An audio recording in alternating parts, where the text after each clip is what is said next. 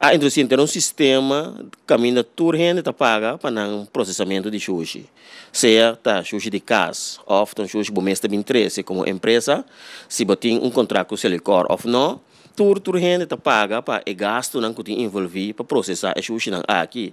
Me tenho visto que durante 20 anos, apesar que o gasto não a binta subir, nós a logra de que manter o preço de 30 florin para 1000 kg.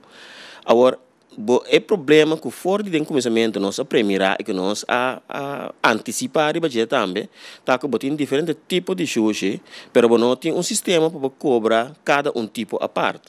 Nós simplesmente, praticamente, não trabalha. Botem que tem preço general, em todo momento, bota cobra preço para 1000 kg.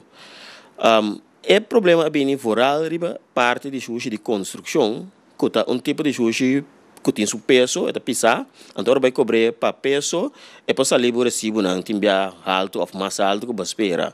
E também sei mês nós tem riba landfill, diferentes opções que não por fazer uso de je, então que tá significa redução ou até hasta eliminação mês de cobra. Basta botar nebo na estipulação que nós está indicar.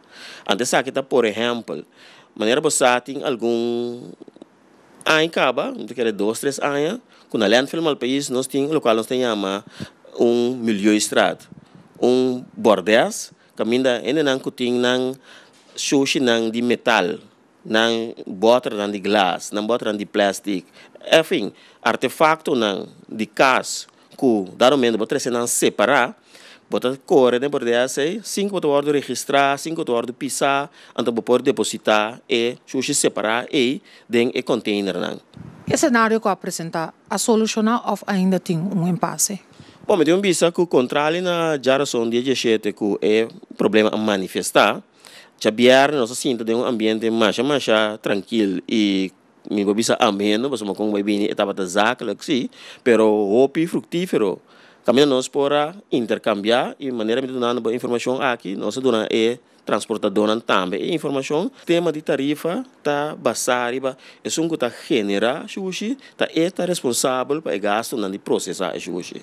Não é transportador.